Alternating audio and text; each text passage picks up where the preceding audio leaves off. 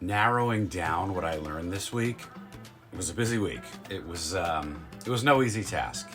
It's not every day that you cram like a year's worth of tech innovation and hallway whispers and overpriced Vegas coffee into just a few days.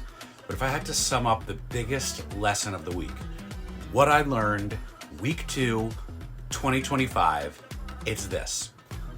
Trust is at a premium, and it's not something you can just pick up with your latte at Starbucks. In marketing, trust is the holy grail. Earning that trust is priceless. Keeping it is even more priceless, sir. Yeah, I'm doubling down on this made-up term because it fits. The world is screaming for trust, and as marketers, we're running the race with one shoe tied while dodging potholes of misinformation, shady practices, and the occasional phishing scam. And more on that in a second. The bigger questions in our industry are, what facts do you trust, and whose promises do you believe? At CES last week, everything's about trust. Do I trust the person speaking on this panel? Can I get this prospect that I'm meeting with to pitch my company to actually trust me? Should I trust my server at dinner who says she'll remember my order despite the large party of 12 and the loud restaurant ambiance? Do we trust ads? Do we trust influencers? Do we trust our friends on social media? Do we trust AI? Do I trust my Uber driver to get me to the Wynn from the Aria in time for a meeting and then back to the Cosmo in time for the next meeting? How do I get this investor to trust that I'll make them even richer? And on the show floor, every single vendor from every single corner screamed new and better. Thousands of shinier products and innovative solutions promised to be faster, cheaper, and smarter. Can we really trust them? Because here's the challenge. For brands to achieve real loyalty, they have to first win credibility. And right now, trust is as fragile and shaky as a slot machine that just spit out a jackpot. You're not going to go back to it. Mark Cuban on Wednesday morning at a breakfast I was at said it best. He said, trust is becoming this rare commodity in the digital world, and people are seeking spaces where they feel safe, valued, and heard. And it's not easy. Look at the platforms and institutions. TikTok is one step away from getting banned. Meta and X and others are saying goodbye to human fact checkers and replacing them with community notes as if that's a fit for fixing misinformation. My personal bullshit radar is fully operational. Case in point, someone tried to scam me into paying for my Cannes Airbnb via Zelle this week. Wasn't happening. But it's not all doom and gloom. Some brands are already getting it. They're treating cybersecurity as a strategy, not just a buzzword. AI-driven threat detection tools, zero trust architectures, holistic data protection. It's all about showing the consumer that you value their trust enough to protect it.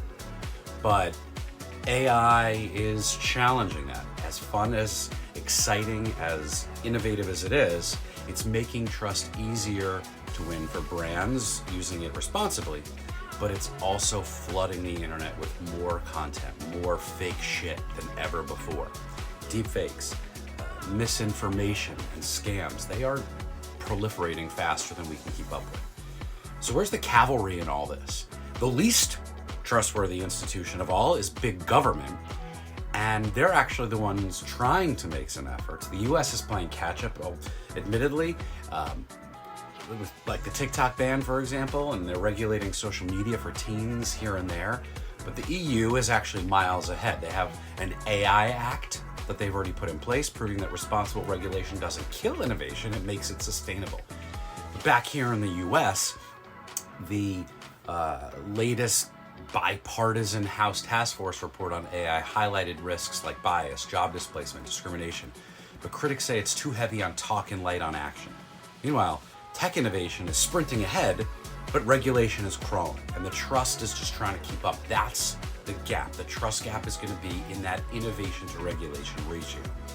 Now, back at CES, the consolidation, regulation were topics being discussed in like smaller corners and hallways. It wasn't all AI all the time, which is really all it was coming from the stages. Everyone knows we're overdue for frameworks that balance innovation with accountability.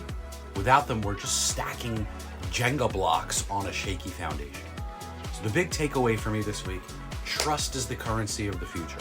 Whether you're a brand, whether you're a platform, whether you're the government, building and maintaining trust is no longer optional.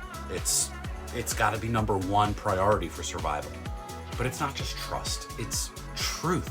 We've somehow moved into this post-truth era now that everyone seems to be celebrating. The good news, trust can be earned. The bad news, it's harder to keep than a New Year's resolution spent a week later in Vegas. But hey, I am, let's say, partially optimistic. A little less conversation, a little more action in the form of transparency, accountability, and, dare I say, fewer grand promises we can't keep. That might just do the trick.